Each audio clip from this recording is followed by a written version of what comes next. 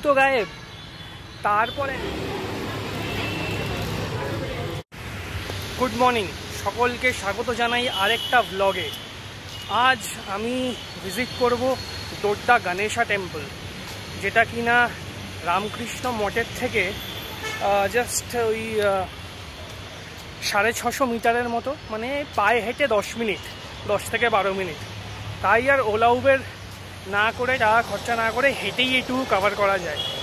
ডোড্ডা কথাটার অর্থ হচ্ছে বিগ, মানে বড়।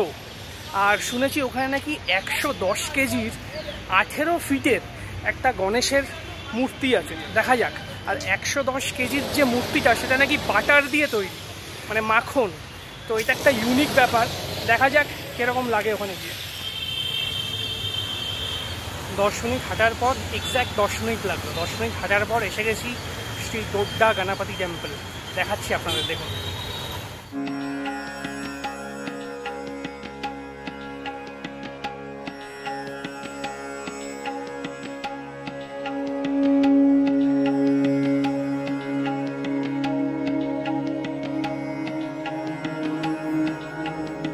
আজ আমরা বেঙ্গালুরুর বিখ্যাত শ্রী ডোড্ডা গণপতি মন্দির পরিদর্শন করতে এসেছি, যা ভাসাভানাগুড়ির এক ঐতিহাসিক স্থান। এটি এক অতি পুরনো মন্দির, যেখানে গণেশের এক বিশাল মূর্তি প্রতিষ্ঠিত রয়েছে। চলুন একে অপরের সাথে শেয়ার করি এই মন্দিরের সুন্দরতা এবং তার ঐতিহ্য।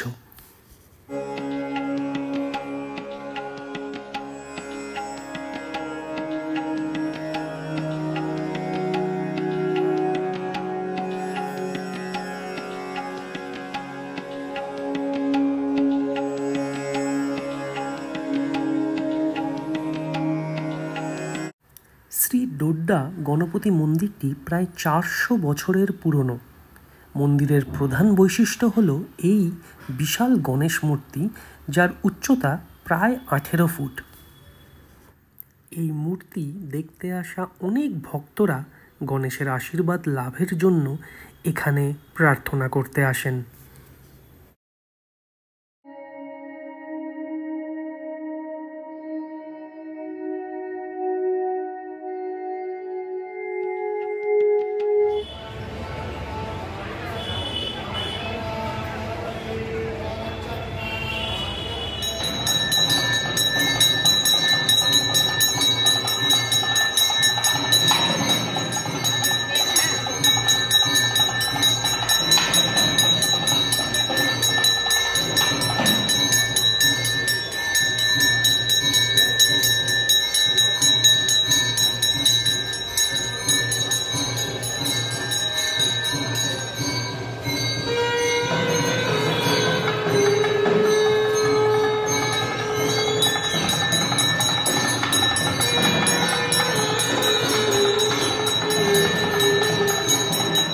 এই মন্দিরের গণেশ মূর্তিটি খুবই বিশেষ, কারণ এটি স্থানীয়ভাবে ডোড্ডা গণপতি নামে পরিচিত।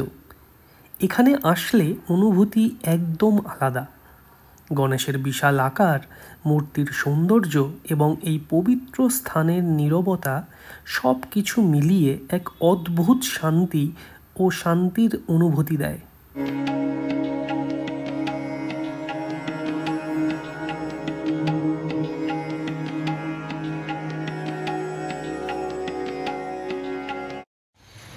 আরে মন্দিরের এন্ট্রেন্সেই রেখেছিলাম জুতো। মন্দির থেকে বাটার গণেশ, মানে যে গণেশটা আর কি বাটার দিয়ে তৈরি, সেটা দেখে বেরিয়ে দেখি জুতো গায়েব। তারপর একজনকে, মন্দিরেরই একজন কর্তৃপক্ষকে জিজ্ঞেস করলাম যে জুতো কোথায় গেল। তো বললো যে সব জুতো কালেক্ট করেই আরেকটা জায়গা আছে যেখানে সবাই জুতো খোলে, আর ওখানে 5 টাকা ফিস লাগে। তো সেখানে ওরাই নিয়ে গিয়ে রেখে দিয়েছে। তো লাকিলি জুতো পেয়ে গেছি। হ্যাঁ, 5 টাকা নিল। আর আনফর্চুনেটলি আমি আজকে মানি ব্যাগ আনতে ভুলে গেছি। বাট ব্যাঙ্গালোরে সব জায়গাতেই ইউপিআই চলে, এমনকি 5 টাকাটাও আমি ইউপিআই দিয়েই পে করলাম। তো এই হচ্ছে ঘটনা। বাট দারুণ লাগলো বাটার গণেশ দেখে। সত্যি 110 কেজির আমার মনে হলো, আর 18 ফিটের। খুব সুন্দরভাবে মেনটেন করেছে।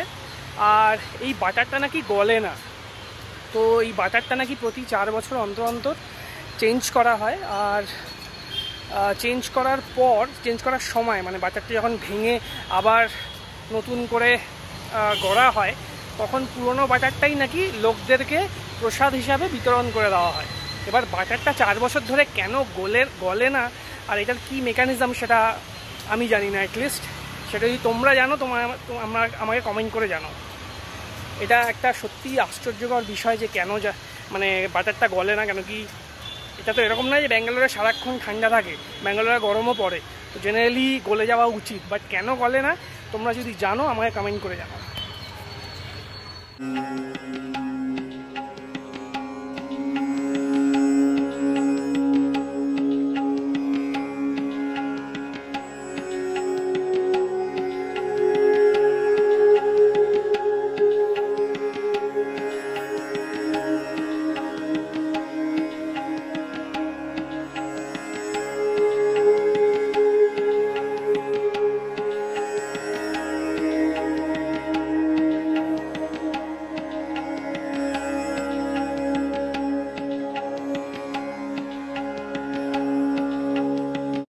এখানে আসা ভক্তরা গণেশের প্রতি শ্রদ্ধা জানাতে নানা প্রকার পূজা এবং অর্চনা করেন।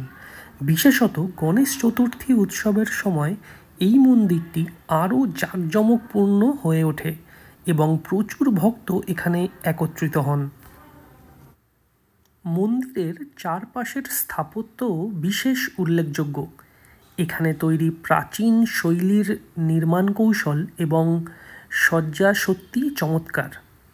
মন্দিরের পরিবেশ এতটাই শান্ত যে একবার এখানে আসলে মনটা যেন অন্য জগতে চলে যায়। ডোড্ডা গণপতি টেম্পল আর বুল টেম্পল একদম পাশাপাশি দুটি গেট, কিন্তু আপনারা চাইলে ডোড্ডা গণপতি মন্দির দর্শন করে ভেতর দিয়েই চলে যেতে পারেন বুল টেম্পলে। এইটা হচ্ছে তার এন্ট্রেন্স। ডোড্ডা গণপতি টেম্পলে প্রতিদিন সকাল 11:30টার সময় প্রসাদ দেওয়া হয়। কোনো দিন প্রসাদে থাকে লাড্ডু, কোনো দিন চিড়ে, কোনো দিন বোঁদে, আবার কোনো দিন ভাত, যেরকম আমি পেয়েছিলাম। আজকের এই ছোট্ট যাত্রায় আমরা শ্রী ডোড্ডা গণপতি মন্দিরের ঐতিহ্য এবং শৈল্পিক সৌন্দর্যকে অনুভব করতে পারলাম। যদি আপনিও বেঙ্গালুরুতে এসে থাকেন তবে এই স্থানে অবশ্যই একবার পরিদর্শন করতে ভুলবেন না। ধন্যবাদ আজকের এই ভ্রমণের সঙ্গী হওয়ার জন্য। পরবর্তী ভিডিওতে আবার দেখা হবে।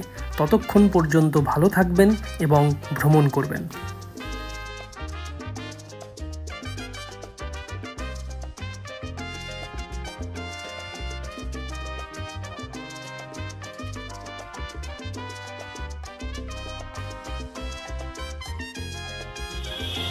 আমি ঈশান আর আপনারা দেখছেন আমার চ্যানেল ঈশান অ্যান্ড বিয়ন্ড। আমি বিভিন্ন রকমের ভিডিও বানাই আর সেটা আপলোড করি এই চ্যানেলে। ভিডিওটি ভালো লেগে থাকলে অবশ্যই LSS লাইক, শেয়ার, সাবস্ক্রাইব।